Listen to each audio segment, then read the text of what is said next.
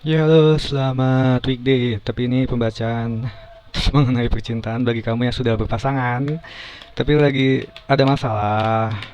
Entah berantem bayan mulu ya, atau memang lagi ada masalah aja ya. Ini bukan soal perselingkuhan ya. Even kalau soal perselingkuhan itu kalau dia sudah kabur nggak jelas, ngapain lagi kamu kejar-kejar sayang ya. Kalau dia ada minta maafnya, tergantung hati kamu mau maafin atau enggak ya. Karena sebenarnya bagi saya ada dua ya, mantan balik kembali dan juga kalau udah selingkuh itu udah berat ya, itu kayak orang sudah adiksi dengan obat. Walaupun dengan supervisi itu diawasi dengan dokter ya, tetap aja bisa balik lagi ke kebiasaan jeleknya itu. Sama dengan perselingkuhan. Bukannya aku nakut-nakutin ya, tapi kalau orang yang sudah berselingkuh dan dia udah minta maaf, silahkan kamu buka hati kamu kembali, tapi kamu tegasin. Sekali lagi kamu seperti itu, tidak ada kata maaf. Kalau memang kamu tidak bisa sendiri, mediasi orang tua dulu, yang dulu menikahi kalian, kalau bagi yang sudah menikah ya. Cuma kalau kamu belum berani atau orang tua kamu tidak mau memberatkan orang tua, ya mediasi hakim. Dua kali mediasi hakim itu untuk berdamai, ya untuk didamaikan. Kalau belum bisa, tergantung ketuk palu hakimnya apa, penyelidikan mereka seperti apa kepada kalian, ya. Karena bukan hak saya untuk mengatakan kalian bercerai. Tidak pernah saya katakan kalian bercerai. Untuk menyarankan kalian bercerai, kecuali kalau sang penanya yang ngomong, ya, yang ngetik. Saya udah jengah banget dengan suami saya. Apakah sebaiknya bercerai? Nah, itu ujung-ujungnya mah tetap ya. Kamu mediasi hakim dulu dah. Dia salahnya apa? Dia udah bercerai. Dia udah kembali ke mantannya, udah selingkuh. Aduh, apalagi udah ada yang ngomong, dia udah saya maafkan sampai tiga kali berselingkuh. Aduh, katanya demi anak, justru demi anak, ya. Supaya nggak berantem depan anak, supaya anak tumbuh kembangnya tuh baik. Co-parenting itu tuh bercerai baik-baik tapi untuk mengasuh anak bersama. Itu lebih baik seperti itu. Tapi yang jelas saya tidak pernah menyarankan siapapun untuk bercerai. Kembali ke mediasi hakim karena yang berhak untuk memutuskan perceraian atau ada gugatan mau bercerai yang memutuskan untuk yes or no itu ya hakim. Seperti standard of procedure kamu di kantor, peraturan-peraturan apa yang harus kamu lakukan, apa yang harus kamu hindari, guidelines TikTok yang mana harus kamu perhatikan. Itu dalam cinta memang tidak ada peraturan karena cinta perasaan tidak pernah salah. Tapi tidak pernah salah. Kamu ingat lagu Agnes Monica ya? Cinta tanpa logika itu jelek. Cinta harus ada logikanya, oke? Jadi ini sekali lagi untuk kalian yang sudah berpasangan, entah pernikahan, pacaran yang tidak dirahasiakan bukan HTSan dan juga tunangan karena bagi saya itu tiga itu secara logikanya juga itu komitmen, oke? Kalau HTSan hubungan tanpa status kenapa disembunyikan? Kalau pihak ketiga bilang aja, bagi aku itu beda lagi, oke?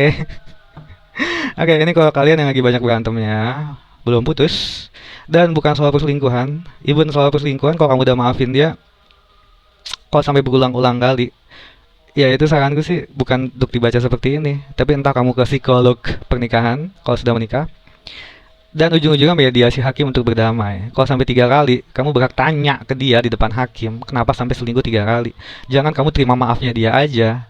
Istilahnya dia harus kepentok batu dulu, ya. Ditemukan dengan hakim, supaya dia tidak melakukan itu lagi. Itu saran saya aja, ya. Ya logikanya begitu, pengadilan agama gunanya buat apa sih? Ya, apapun agama kamu kan pengadilan agama, ya.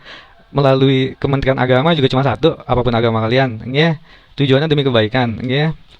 Oke, ini kalian yang berhubungan, pacaran, atau tunangan, atau pernikahan. Pacaran juga tidak dirahasiakan.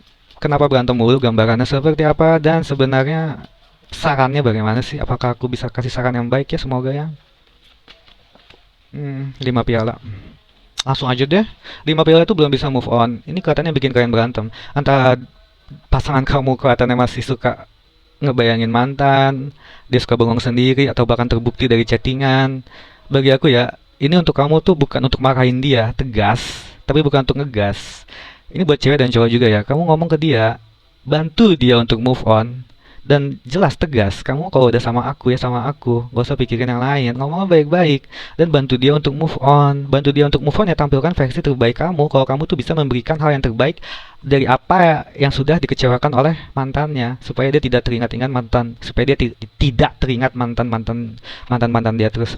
Kalau bukan soal dia bengong soal mantan, chatting dia sama mantan, Kalau memang kalian ada pertengkaran, ini nampaknya dia belum bisa move on dari pertengkaran kalian. Belum bisa move on dari pertengkaran tuh memaafkan sih sudah, tapi melupakan tuh sulit. Seperti contoh yang konten saya sebelumnya, sebelum-sebelumnya lagi ya. Ada kertas nggak sih di sini? Aduh, ya kertas masih bagus, dirobek-robek, diremek-remek. Terus minta maaf dibenerin lagi. Bekasnya masih ada nggak? Masih, memaafkan mudah, melupakan sulit, intinya seperti itu ya.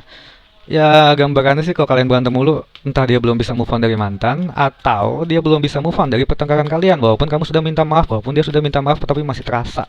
Ya, masih terasa pertengkaran itu yang bikin bisa menimbulkan suatu pertengkaran lagi yang sebaiknya kamu bantu dia untuk move on, diomonginnya baik-baik.